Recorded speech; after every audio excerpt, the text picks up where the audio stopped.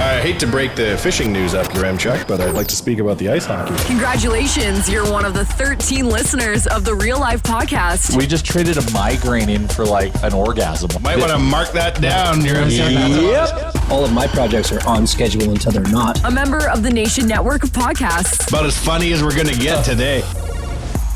Welcome in, episode 177 of the Real Life Podcast.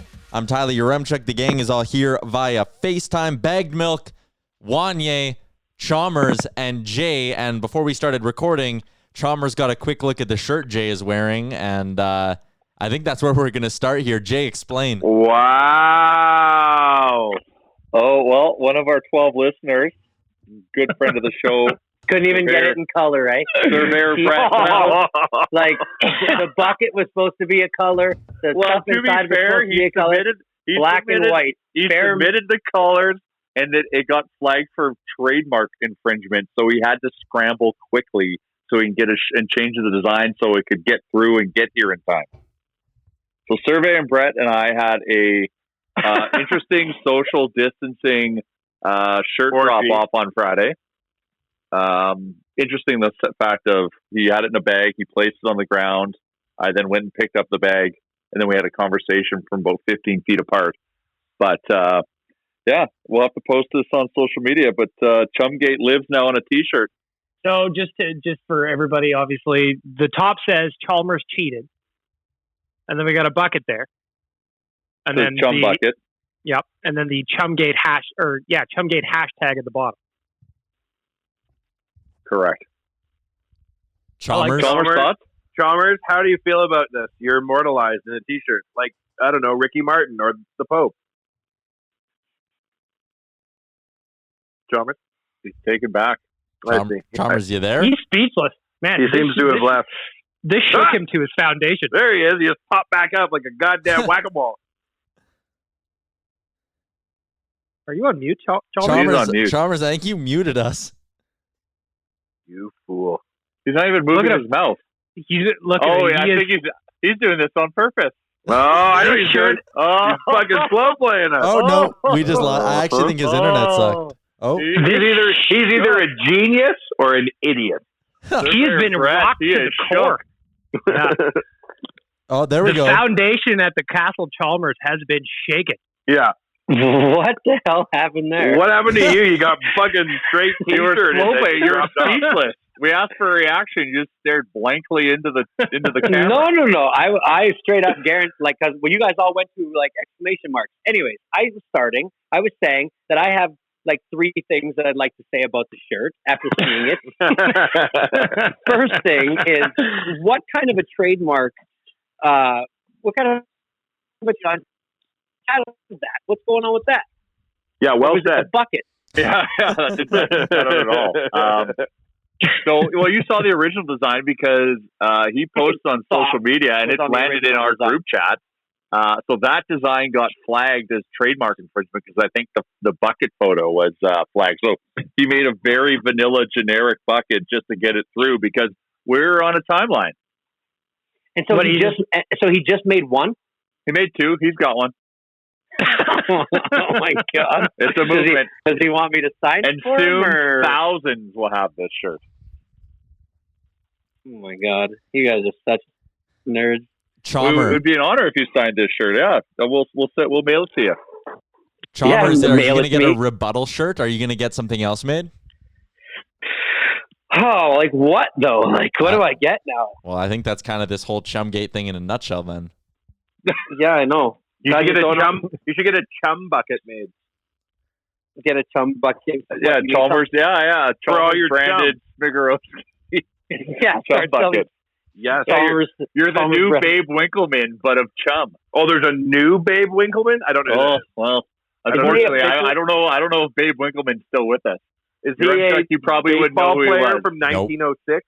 Nope. He had a weekend. Like he had a weekend fishing show that I used to watch because I love fishing, really? And it was on like CBS, and it was like Saturday mornings. Babe Winkleman, check him out. He kind of, from recollection, he kind of looked like Ted DiBiase. And the guy made it rain fish. Chalmers, just to like off the top of my head, you've won this tournament a few times, have you not? Yeah. So I'm thinking maybe the shirt for you is just something with your championships on the front of it. Just a couple That's trophies. a big flex. That's just a big flex. A couple trophies. Yeah, but it's got to incorporate the old surveyor over there. 'Cause this guy's going to great lengths to try to try to be a part of my life. This I like it. That's what I love. So I'm trying to figure out something to do with him. But I don't know him that well, so it's like hard to do anything like playfully fun with the guy if I don't really. Maybe If make I don't this really know him. like a sting operation. Slowly, kiss up to him a bit, become his best friend, infiltrate his family, and then get some serious dirt. Got to play the long game. Yeah. Well, he's a surveyor, so maybe there's some surveying jokes. He's also a referee. He's also a ref. He's also a ref. Everyone knows that. Those are pretty easy things to make fun of, like almost like cherry picking. Like Yeah. I'd like to be a little bit more. You want to go deeper? Well, he's been a little asking. deeper. He's been asking for a while to come on the podcast, and I keep meaning to eventually schedule him in. So maybe this is a good time to bring Brett on for an episode. You guys really aren't helping. Like you're just feeding his fuel and his fire to want to get more stuff made and keep this Chumgate thing alive. If he maybe came that's on, dropped a hot verse, and then was immediately forced not to talk anymore, and Chalmers wasn't allowed to make a rebuttal, but you got really mad, that'd be fun. Yeah, you think so? That'd be very funny. Just comes on, tells you off, you can't say shit. I'll mute Chalmers' mic. Before we keep rolling on the podcast, need to obviously give some love to our title sponsor, Japa Machinery Group, a certified Cummins dealer. They offer full parts and services for Cummins products. And if you want to check them out, if now's a good time for you to, some filters, Webasto heaters, Cummins parts, you can shoot if you like calling, if you're old school, you don't like the internet, 780-962-5272, or you can, get with the 20th century and visit them online at japamachinery.com. Wanye, you said, people like when you get into the business stuff on this podcast, and you had some news about Little Brick, maybe? Well, yeah. So who the hell is making all this noise? It sounds like somebody is just like really passionately grunting. It sounds like Chalmers. It's Chalmers. It sounds I like got ripped last week for my sound quality. I got to pull it up. A nice listener ripped me for me not being committed to the show and making a crazy muck of a mess of sound. So I took it personally. I've set aside time. I even bought ear pods to hopefully help with my audio because I'm committed to this. Your audio is great now. Well, I'm happy to hear that. So, are you guys claiming that I was just doing something to me? It buddy, sounds yeah, like you were wearing of course. a ski suit and you had a microphone an inch away from your seat. Your microphone is bouncing off your zipper, and you were grunting and you were breathing heavy. I thought it sounds like you were trying to lift a house. Yeah. I was trying. Breathing heavy is a bit of a stretch, Chalmers. You weren't breathing heavy. You After were seeing breathing. that shirt, I got mad, and then I went out to the punching bag in the garage, and I was just giving it a couple rounds. Hey, fair enough. And since Survivor, I always call him Survivor. Since Surveyor Brett likes to post every 2 seconds a picture of his face on another rep's body, I've got plenty to print out and put his face on that punching bag. If I need to. Excellent. Yeah. Okay, anyway, sorry, I didn't mean to be doing that. Shit, especially after I give Jay shit for doing it. If you're being made into a t-shirt, Chalmers, you have to clap back. You can't let your troll haters and your beefs and your frenemies get together and gang up on you. You have to hit back. I will. Yeah, you got I to will. show the internet who's in charge. I'm not. You show the internet because Okay. Yes. Good. Home Depot was your victim last week. Chalmers, I went to Home Depot, and all I wanted to do was get one thing. I'm the guy you hate, right? Yeah. And I wheeled up, and I saw what you saw. No, but you're not. Okay, but you're not the guy I hate because you're entitled to get the one thing, and I'm all for people going and bettering their houses and getting their stuff. I just think that people like myself should have a separate entrance where I can just walk right in. That was it. I think a lot of people missed my point. Some guy sent me a picture of like pro contractor parking stalls, and I was like, yeah, those have been there for 10 years. They're great. They're because like when we have to wheel out big like orders of stuff, we need our cars to be close. That was the bare minimum. But anyways, I'm sorry. We're getting in the middle of your guys' fun business talk about Little Brick. Oh yeah, it's so fun, hey? That's so fun. Oh my god, it's so fun. Hey, No, I don't know. Was it? Will we kill all our customers with the killer flu? I don't know. Maybe it's all fake. The Chinese invented it. Ha ha ha. Can somebody explain to me what murder hornets are? I don't know what this is, but I've seen it twice today already. So that's an actual term, because when I heard about that yesterday, I was like, this is fake. And then I went into it. And Did you guys not see those in Asia? No, I've never heard of this. I don't think so. Man, they are gnarly. They're huge. They're the size of, like, if you hold out your pinky, probably, it's the bulk of one of those. I have Wow. pretty big Massive. hands, but wow. And Right. they murder by Oh, how? geez. By, Weird flex, but okay. Wow. Are Okay, they not, John Hamm. they're not murder hornets because they are like killer, like can kill humans, right? They're murder hornets They because actually can kill humans. can they? Yeah, I thought it was there's just because case they that- wipe out bee colonies. Well, yeah, that's, they rip that's these my heads real off. concern. As Bag Milk can attest, is we love the bees, and that's We do the love the threat I'm worried about the most. You guys do love the bees. My Buddy, dad honey's is a amazing. my dad is Listen, a beekeeper. the likelihood a murder hornet affects any of us in our life is near zero. They're in It's already affected Washington me. State, man, and they're in Victoria, I think. Yeah, there's a couple in BC I heard. Well, we'll be fine. Don't worry, gang. I have traumatized memories because of murder hornets. They're Why? massive. They're no joke. When I was in Asia, you would just kind of see them cruising around, and I remember being freaked out by the size of them. That's what she said. Amen. Big hands. Sign up for my OnlyFans. Little hornet. We were having a meeting today about Little Brick, and it went long, and that's why the podcast started late. And I said to Jay in the meeting, to annoy the hell out of the person we were meeting with, I started talking about the podcast and said, normally after a meeting, we would have a phone call to debrief what we just talked about. We should have a sanitized version of that meeting on the podcast. Sometimes people DM me and they say, Wanye, talk about business stuff. And I say, no, go to Bag Milk's OnlyFans. That's the right. business you need to be in. I'm trying to pay my mortgage here. Yeah, the business of Bag Milk. Having said that, it was a very strange meeting. Why? What the hell's going on? I want to hear this. Jay, you want to lead it off?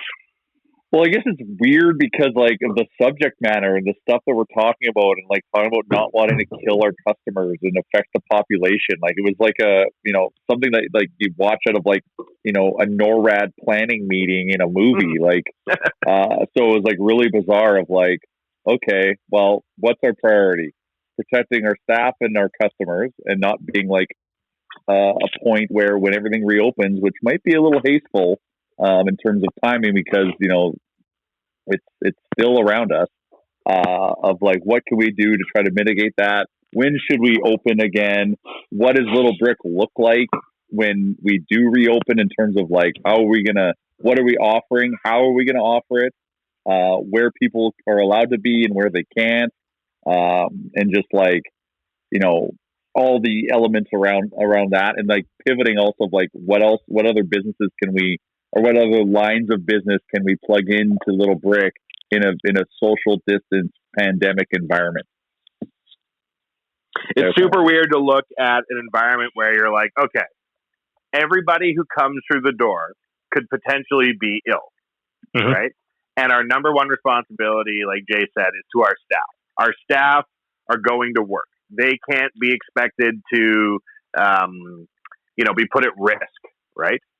Our customers, there's a difference between allowing them to come into the cafe, for example, or just doing online delivery of a menu.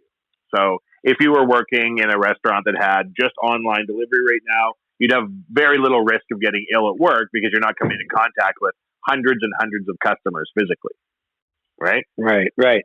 So we're trying to work through like, okay, what do we internally, like, do we trust the government? Yes, we determined this. We trust the government. The government is acting in the best interests of us, but we don't know what the effects of opening this up are going to be for like another 2 to 3 weeks, right? Because if people start clanging around and coughing on each other and whatnot, it's going to take a couple of weeks to hit the hospital. Mm-hmm. So we're like, should we wait? And then what would we need to see happen before we feel like we should open? And then when you do open, in what capacity do you open? Do you allow customers in? Are you looking just for businesses that can operate out of Little Brick? Or are you going to want customers still coming in and sitting down? How many are allowed to sit down? Like, it's very bizarre. So without getting too specific, obviously, Little Brick attracts all kinds of clientele. What kind of ideas were you guys throwing around in terms of what that might look like? Are we talking about making some kind of window where you can just kind of hand stuff to people through the window, like a food truck, but an old brick style, or what were you guys talking about? Ooh. The ever popular brick truck. The brick truck. Brinks truck? Mm-hmm. No, I think he means like a food truck with like a brick facade. Ooh. Yeah. Yeah, obviously you walk up to a food truck, you get your food, and then you go peace out wherever, whereas Little Brick is a static building that's not moving. Did you guys talk about something kind of like that, where you just pick up your shit at the door? Jay? Oh, sorry. Yeah, for sure. Go ahead, Jay. Oh, yeah. So we talked about either using the existing counter in the cafe and only letting one person in to order, or bringing the whole order and like baking storage or tray like that we have, all our fresh bacon that we have for sale, bring it outside into a tent, and then serving out of the tent, and then having someone just inside making food and making coffees, and then trying to like limit entry into the building, just because a point that Wanye brought up is if we are letting hundreds of people in, well, hopefully hundreds, because we don't know what the new world looks like, but people in and out, that's creating that also could be I guess a contact point, meaning we'd have to like disinfect the whole room every day as a closing duty, and like have to be very thorough. So like also wanted to limit those elements in case something got missed. So we're thinking maybe of bringing everything outside, running our kitchen, like making a different menu that's got the barbecue component where it's all done outside, and also like having like a small sandwich and baking offering that to go and package to go to limit the amount of touch points on that. But so it's kind of an evolving conversation, and then it's also the timing of this. Like we might be allowed to open this in 2 weeks, but is that? What a fascinating time for Jay's mic I can and keep going. internet to completely I can keep shut out. going. I'll step in. I know all. I pieced out there. Go ahead, Wanye. Oh, I was just going to say, like, Jay and I on this meeting's funny because every time we try and think of an idea, we talk it out, and we always end with, what's the biggest version of this we think we can do, right? So it's like, we should have a party. Yeah, we should have like 100 people come. We should have Ricky Martin come. Wow, we should invite Chalmers. Like, it goes on and on, right? No, thank you. In this, yeah, no problem, buddy. You love it. You can bring your Ricky Martin shirt. And then in this instance, it's like, oh, shit, we should sell ice cream. Oh, we should do this. Yeah, that'll be awesome. All these people will show up. Oh, fuck, we don't want that, right? Like, I literally was there working on the weekend getting the yard cleaned up and shit. And, like, thinking about it filled with people made me cringe. Like, that is the opposite. Well, for sure, man. This is the opposite of what you want. The opposite of your duty as a citizen, as a business owner, is to the public good and the public health, right?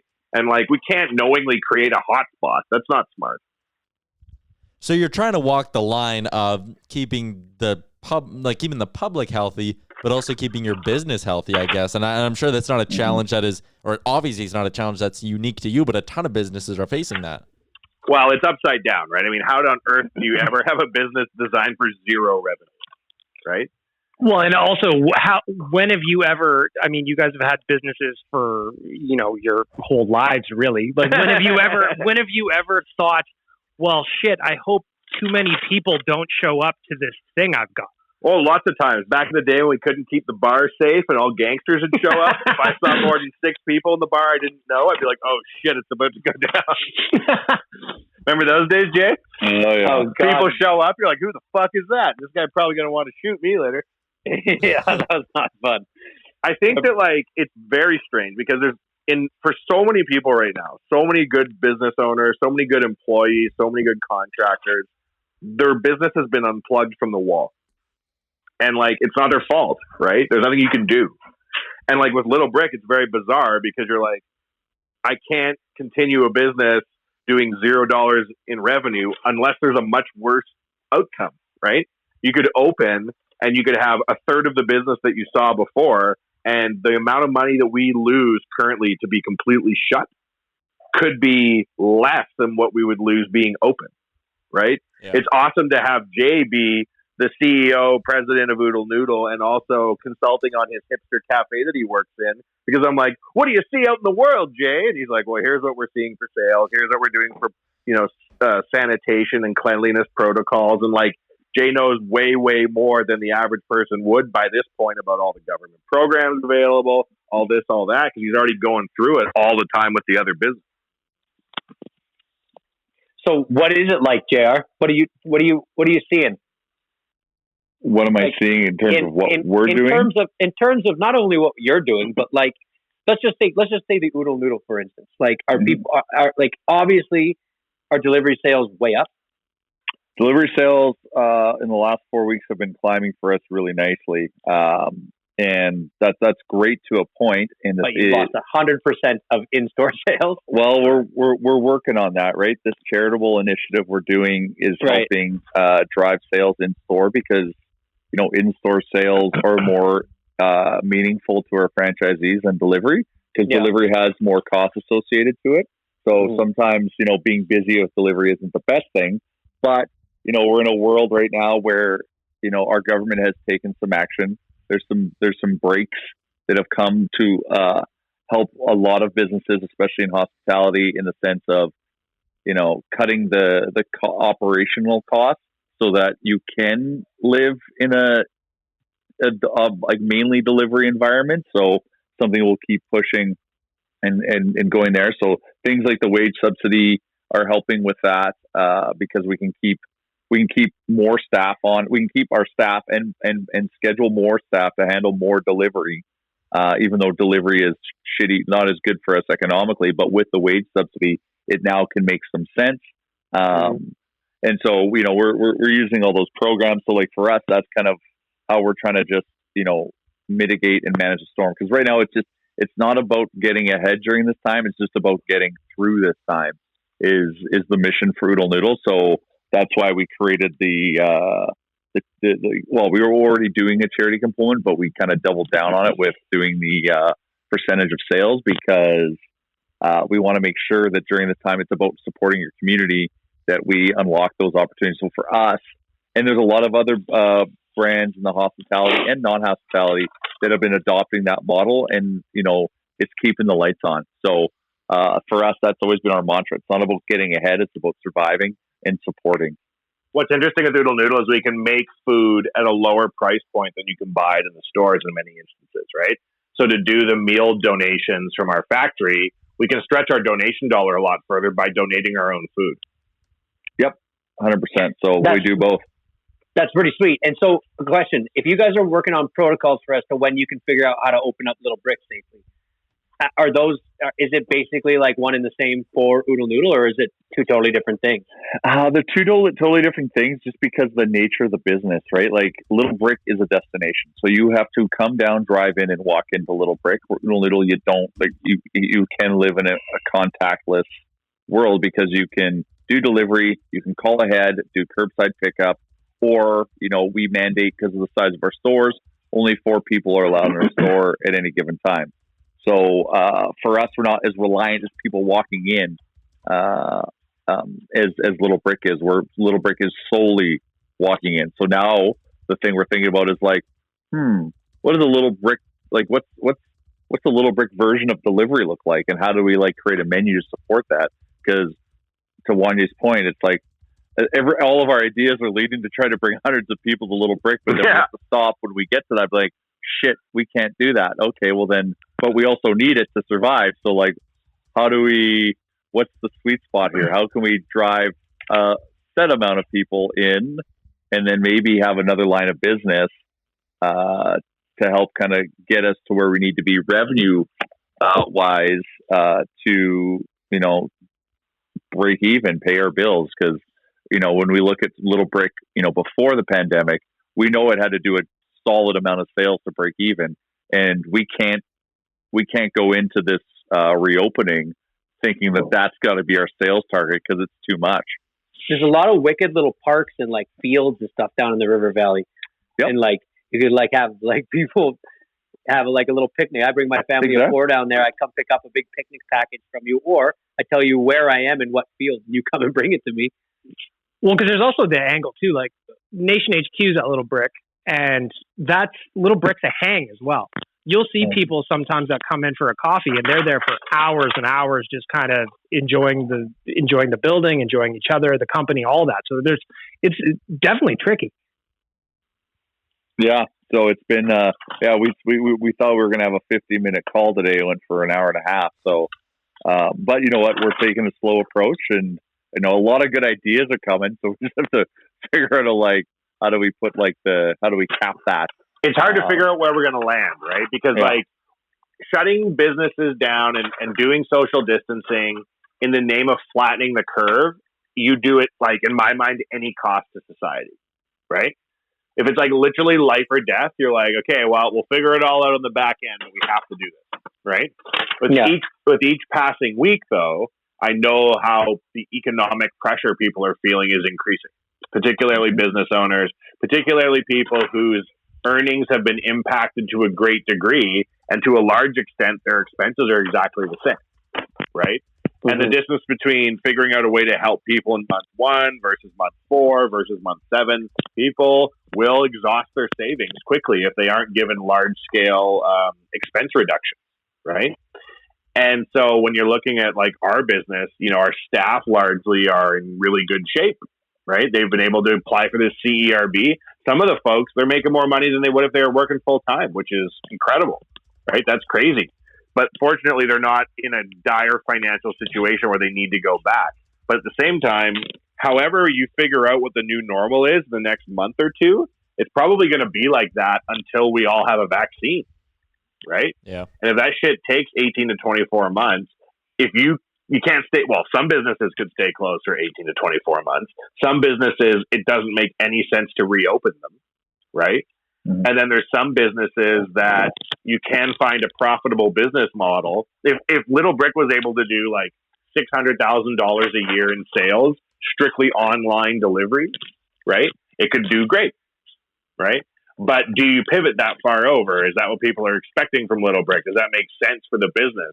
Or do you stay closed for a month and see what happens and try and figure out a plan? Because to me, if you reopen and shut again, this pumping of the brakes has a lot of cost to businesses. Oh, it's expensive to wind down.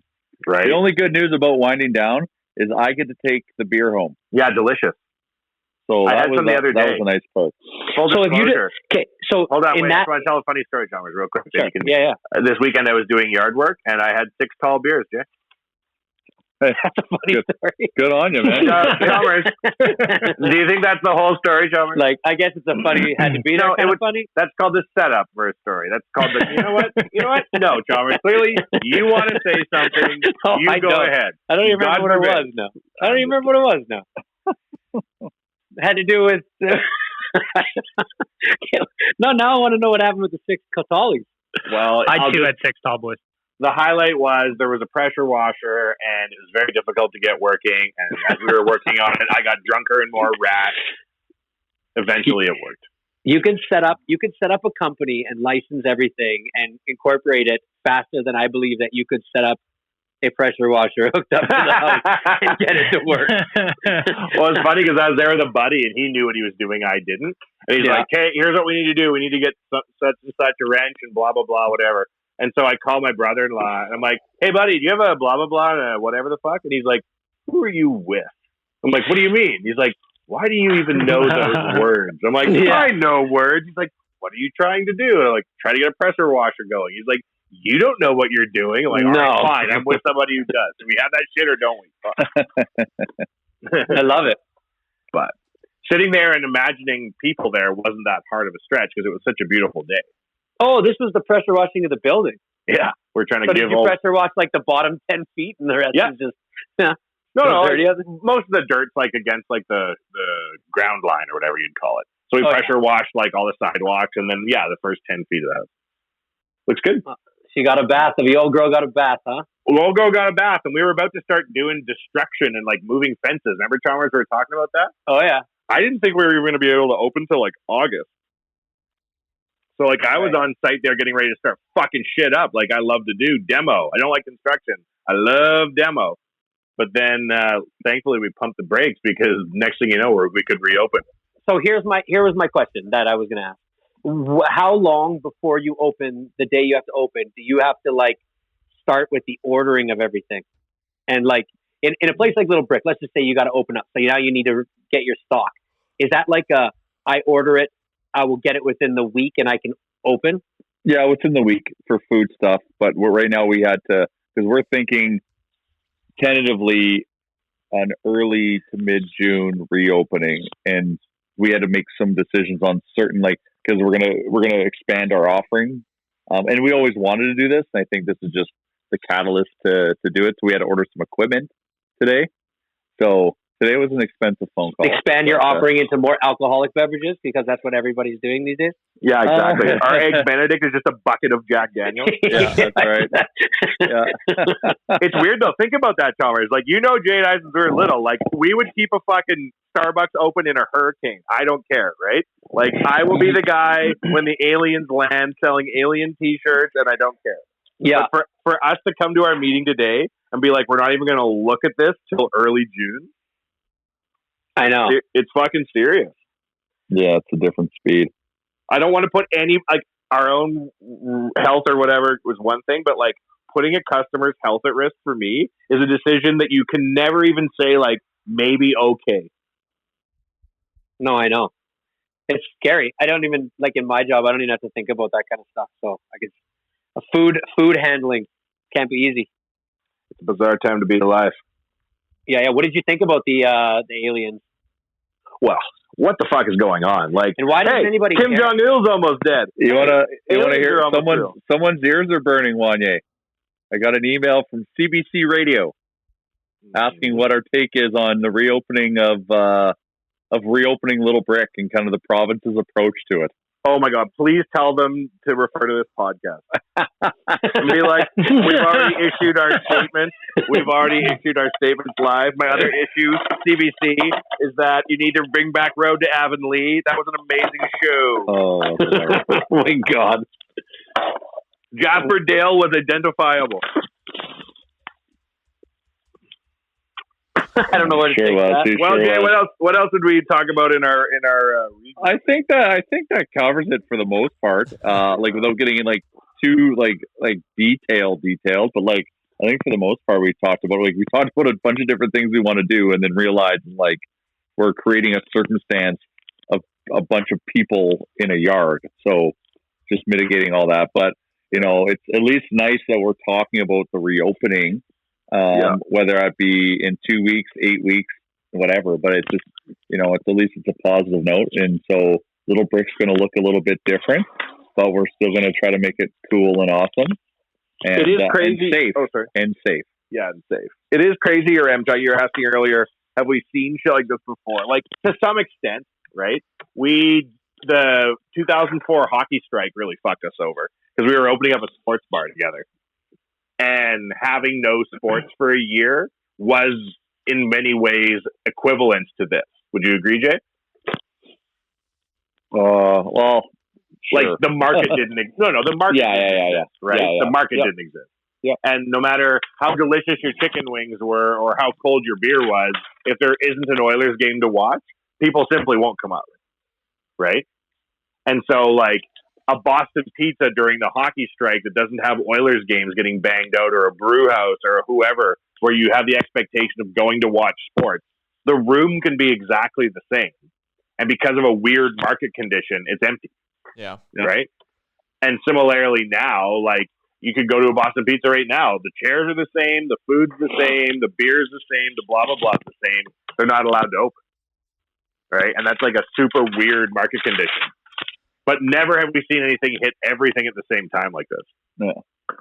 While we're on the topic of business and beer and the Oilers, or Oilers Nation maybe, we had the exciting announcement last week on the Nation Beer. Jay, is there any new updates, or is it still kind of status quo? I'm just going to wait for Chalmers to keep ruffling through his paperwork. It's pretty Chalmers annoying. loves his paperwork. Jay, it's pretty annoying when someone's audio is just going crazy I while know, you're trying to talk. And I'm sorry. I am sorry, and never again. This is my payback. I got a Never job, again. man. I got shit to Sorry. do. Update on Nation Beer. Yes, our friends, the batch has been made. They're just going through the testing phase to make sure that everything is exactly how it was last time, which was important. So they're doing all that today. Hopefully that goes well and they can start canning tomorrow, I believe, if not latest Wednesday. And then if everything goes good, we could launch a pre-sale later this week. And then there's going to be mass distribution over to Liquor Connect and into all of our liquor partners, especially Real Canadian Liquor, which is 40 stores that already submitted a pre-order. So hopefully on Thursday, we're talking about, the launch of the pre-sale and delivery, and then also the fact that it's going to be pumped out to and landed in a bunch of stores later this week. So today's a big day just to make sure that the batch came out the way they wanted it, and we go from there.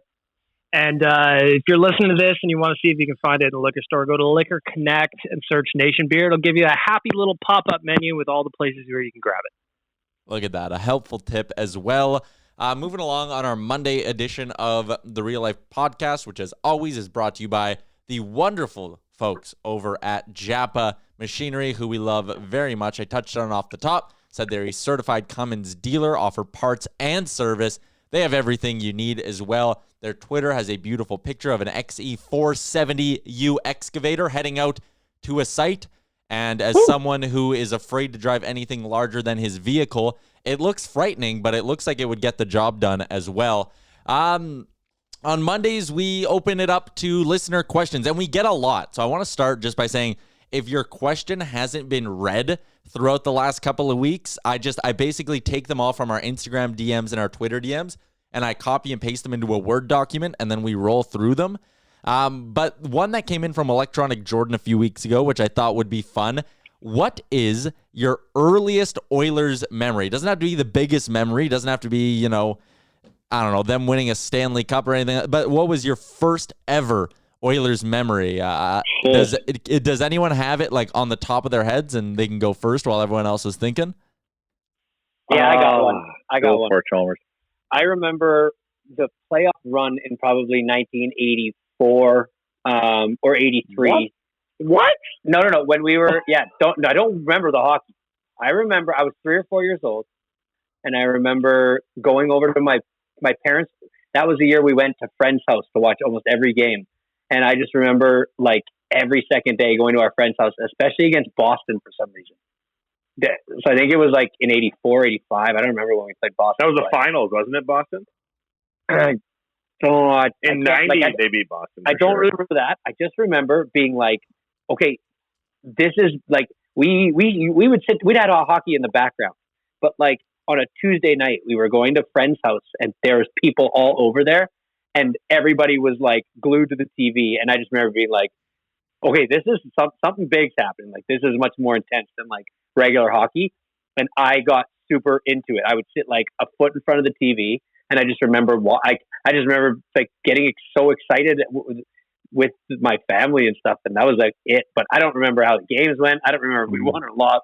I just remember that. And I was always against Boston because weirdly enough, I got like an appreciation for Boston. Boston was like my second favorite team at that time because of that series. They never played Boston in 84.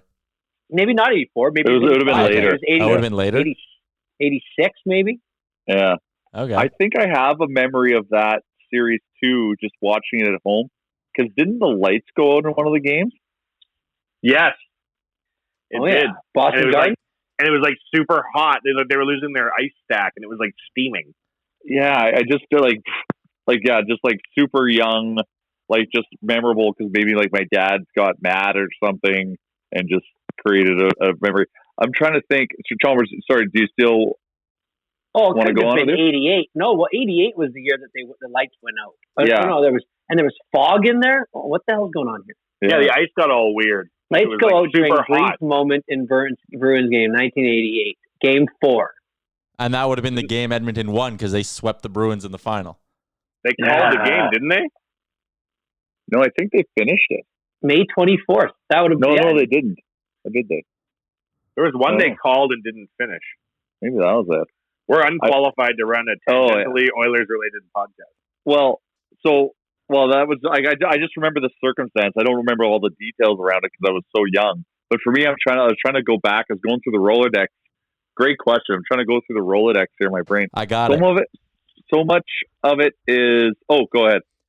So actually, friend of mine, Steve Lansky, BigMouthSports.com. He has the game logs from like every NHL playoff game ever on this website. So on Tuesday, May 24th of the 1998 Stanley Cup Finals, the game was tied 3-3 in the second period, and they had to cancel the game because of a total power failure at the Boston Gardens. 2 days later, Thursday, May 26th, they would conclude the game with the Oilers scoring 3 unanswered goals to win the cup. Wait a minute, did they pick it up? Yeah. How did they pick it up? They came back in like a second game, and it was goal o'clock. Did they? Well, hold up, because I don't know if they did. I think they stopped it and reset it. I thought they came back and played it another day because they couldn't get the arena. They had to let all the people out because there was no light. Yeah, so they canceled it on the 24th, and when they came back on the 26th, it is a like completely different box score and everything. So they redid redid the whole game, which is fascinating. So we talk about our first Oilers memories, and we all get a free history lesson in this. There you go. You're welcome. You're welcome. I was trying to think of one of mine, and that was one, but it's like meeting players. Okay. It's like something like getting a photo with Mark Messier in I'm wearing my novice hockey jersey, and so like that would have mean I was young. But I'm trying to think. All I could think about, because when you're a kid at a game, because I didn't go to many games as a kid, but I went to the odd one, and all I can remember vividly, it's not the hockey, it's the popcorn and like the Northlands branded cup that the popcorn came in. And like the old Northlands logo. Like those are just the imagery and things that I remember going to that. And also Peter Klima gave me a puck. And what the hell? Who are you, Rod Phillips? That was game changing. Wow. Did anybody else think about it the first time they went to a game that there was no commentary and like that blew their mind? Like, holy smokes, there's just absolutely nobody telling me what's happening. I don't remember my first Oilers games. I don't remember having that thought, but that does seem like something my like 5, 6, 7-year-old brain would have been like, Yeah, it was odd. I was just like, it's so quiet in here. I remember that was the first thing I thought. It is so quiet in here. And you'd see the old biddies wearing the radio headphones. Yeah. And I'd be like, that is so smart. Yeah, true. Bag Milk, do you have an answer for it? I remember my first Oilers game was against the Red Wings. And I remember this was like early 90s when the barns when Rexall was pretty empty. So I remember getting tickets to go see the Red Wings and then moving down to the lower bowl because there was just nobody in there. But for me, the most vivid Oilers memory I have as a kid probably has to do with Carnival of Champions when they used to do that. Yeah. I could think of getting my picture taken with Doug Waite, and he was just super nice. And I remember getting my picture taken with Mariusz Tchaikovsky, and then he gave me and my buddy Matt a tour of the press box and gave us popcorn that was up there. And like I remember shooting on Fred Brathwaite. There was just a bunch of cool moments as a kid walking around the floor at Rexall Place and looking around being like, wow, this is super cool that they do this here. And it's a bummer that they don't do that anymore, because I think like having that ability to connect with players and meet players and take pictures and just have those experiences is something that a lot of kids are getting robbed of right now. It's not the same to stand in a lineup at West End being like, hi, Connor, can you sign this for me? Okay, bye, and never see him again. I think that's bang on. Bring back Carnival of Champions. Wanye, do you have a first ever Oilers memory? Yeah, I don't know nothing about no Oilers memories, but I just watched the Murder Hornet kill a mouse on the internet, and we are in big trouble. I need all you people. I need you all to stay in your houses if you weren't before. I need you to super fucking stay in your houses now. You might want to get some sort of raid or airborne killing device and get ready, because if these fuckers scale, it is on. Chalmers? No, they're in Vancouver. Yeah, they're terrifying. They're huge, man. Not only that, I don't know if you guys saw the video of the monkey riding in on a motorcycle and trying to steal a baby. Now, hold on. What is happening where? Hang on. I'm retweeting this bitch from my Twitter because it is bananas. There's a monkey that rolls down an alley on some kind of little motorcycle and then grabs a kid off a bench and starts dragging it away.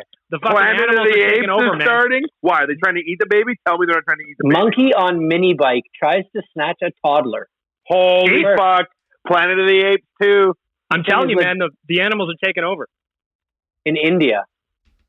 That means they're trying to eat the baby? Well, But like, how did it get a motorcycle? And how does it know how to operate it? There's a whole lot going on. There's a lot of questions. There's a lot going on. I don't know, man. I just retweeted it on my Twitter. I'm running to Twitter to look right now. It is bananas. I'm telling you, I've watched this video 9,000 times. That's the video. Oh my God, that's the most aggressive monkey. It pulls the baby like 10 feet, 12 feet. I'm telling you, man. It is bananas. I'm seeing a promoted tweet for Philly cream cheese. God damn it. So am I. Are you? Delicious. Okay, I'm sorry. Love Philly cream cheese. Here we go. I'm sorry, but nobody what does the anything. Fuck?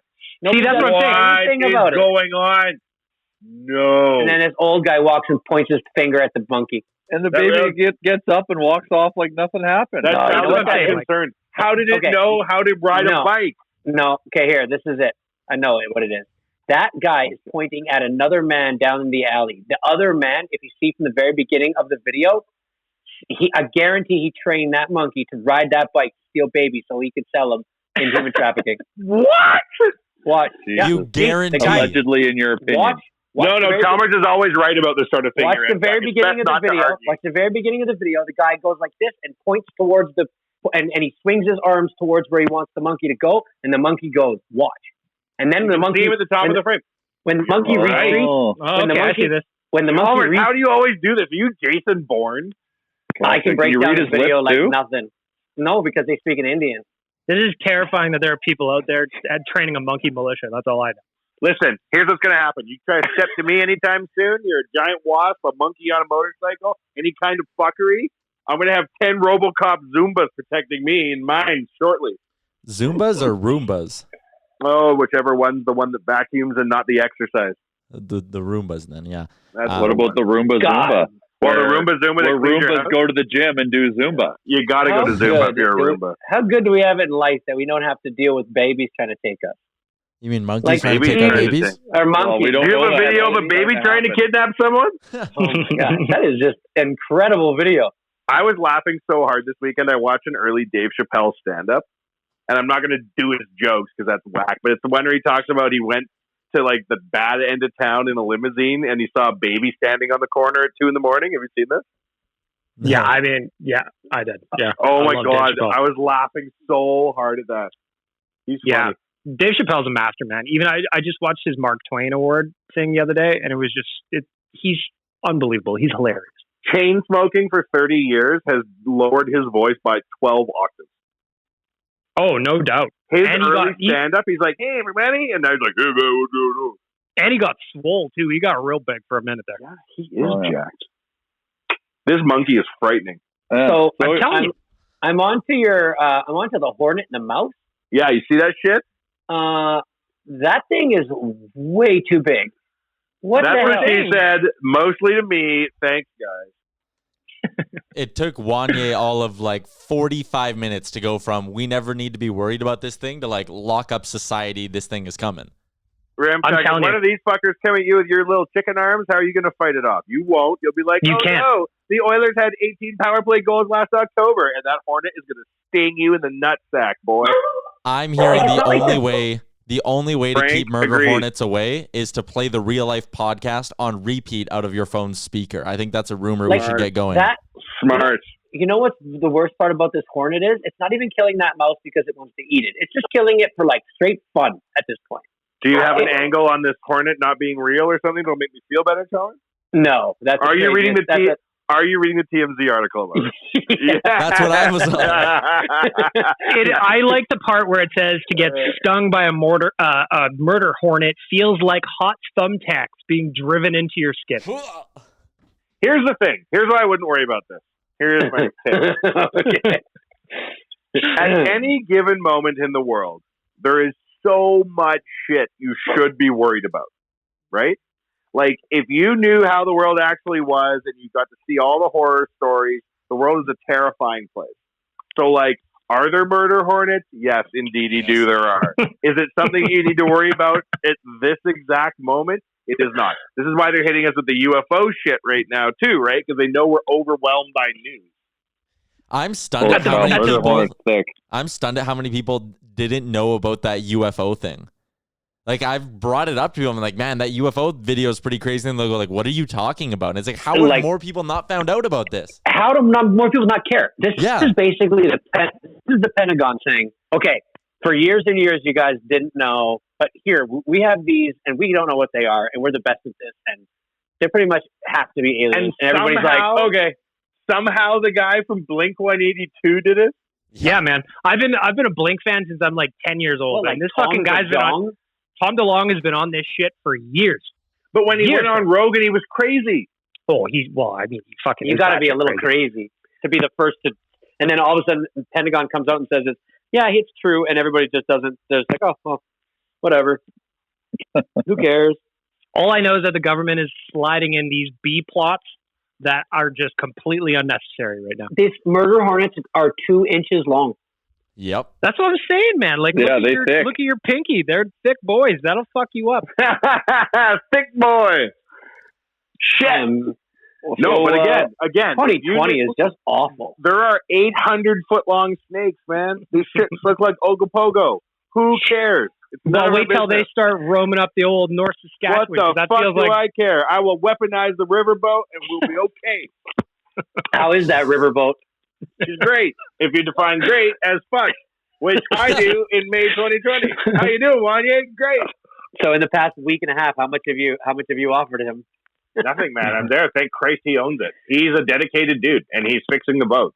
And they got teams on site, and they're doing riverboat repair work that hasn't been done in the Northwest Passage here in 200 years. Okay, so that's the update. Yeah, he's doing great. Okay, I want to hear next week's riverboat update. Well, I think the story ain't going to change on a week-to-week basis. It's going to take them a while to dry this old girl out and give it a wash and fix the hole in the hull. And bring your power washer. Yeah, my power washer and 6 tallies. Yeah, tallies. Yeah. See, this is why it's good we didn't get the boat. Is because that guy has a team of engineers and all sorts of equipment. And it took me and another dude 12 tallies in 4 hours to turn on a power washer. Yep. What's next here, Emchuk? What's the next question? Well, we answers there. Probably only have time for one more because I asked you guys about your earliest Oilers memory, and it led to like 9 minutes of murder hornets and monkeys stealing babies. That's a tradition. But today, you got to define Oilers memory better. Today's May the 4th, which is, known as Star Wars Day for obvious reasons. So we want to know, what was the first movie series that you ever fell in love with? Something, maybe as a kid you were just completely obsessed with. Indiana Jones. So easy. Indiana Jones, Chalmers? Yeah. Indiana Jones was mine. I even wanted to be I started buying I got my parents to get me these like old medieval books to research old, because you know how in the show he's he's really fascinated with back 1600th century Templars and treasures and stuff. Oh man, did I ever want to be somebody who found treasures? Yeah, I loved Indiana Jones. Mine's easy. Kevin Alone, and Kevin from New York. That's a joke our German friends will get. That was for my boy Tim. That's what they call Home Alone in Germany. Kevin Alone. Kevin Alone. Hilarious. Those are your really Home Alone, hey? First ever? Did it inspire you to set up booby traps and shit around your house? But you watched them 1,000 times. That's the thing, right? Something I obsessed about is I just watched it 1,000 times, and then you would do the what was the thing when he would scream and put his hands on his cheeks? Just all the sayings and stuff that came out of that from my youth. That's the movie I can remember vividly. But then also, this is how I became a James Bond fan. Is TBS used to do once we could afford Beyond Channel 13 at home, and we got TBS, which was mind blowing, and they'd have weekends or weeks of Bonds, 21 weeks or 14 days of Bond or 21 days of James Bond. and they showed James Bond movies all night. So I got opened up to James Bond movies as a kid, and I loved all the gimmicky and sleuthiness of it. So that is also very memorable because I would stay up late until 2 a.m. watching James Bond movies in like grade 7. Wanye? Listen to me. I just looked up monkeys attack humans, and I don't even want you to know the number of incidents popping off on camera where primates are attacking humans. And monkeys will fuck shit up too. This one guy is riding home to his business in India, July 11th, 2019, caught on camera, monkey gang attacks man, 10 monkeys, coordinated attack, guy on scooter. That's premeditated. When I was on PP, there was this massive, big fuck-off baboon that would wander into the market all the time. What? And yeah, man. Huge baboon. And he would just wander into the market, and he knew that everybody was going to get the fuck out of his way because people would just leave, and he would just rob fruit carts and just chill there until somebody had the balls to, like, swing a broom at him or something. But he was a monstrous dude, and he was scary. I remember his teeth. His teeth were gnarly. Fuck monkeys, man. I like them, but they're scary. No, I don't want to interact with one. No. Yeah. No, I want to look at it from afar. Maybe on TV. So would your answer, Wanye, be the original series of Planet of the Apes based on your answer? My first movie series that I really enjoyed as a child, guaranteed, was Ghostbusters. That was good fun. Good fun. My first Oilers memory, looping back quickly, do it very succinctly. Legitimately, my first Oilers memory as a child is sitting on the floor in my parents' living room doing something amazing, and then being like, look, Wayne Gretzky got traded from the Oilers to the Kings. And I looked at the TV and like squinted at it to pay attention for the first time ever, and remember Wayne Gretzky skating around in warm-up and everyone being sad and being like, huh. So that was my start. Interesting. These motherfucking monkeys, on the other hand, are about to get their start. They're going to start a war with the humans, a war they will not win. I kind of like their chances. They're agile. Yeah. I was going to say, maybe don't completely write off the monkeys yet. Don't give them that bulletin board material. And here's where Google knows me better than I know myself. Searches related to monkey attacks human. Oberly chimp attack. I don't know what that means, but it's very close to Eberly, which is a keyword analysis, and they think that I care about this Oberly monkey attack, and it's actually terrifying. Don't go look at it. Chimp attack student. Oy, oy, oy, oy, oy. So on Thursday's episode, Wanye will give us a detailed report on monkey attacks around the world. And either we got to get the monkeys to get the hornets to fuck off, or we got to train the hornets to attack the monkeys for us. We have to broker the deal. We're the humans.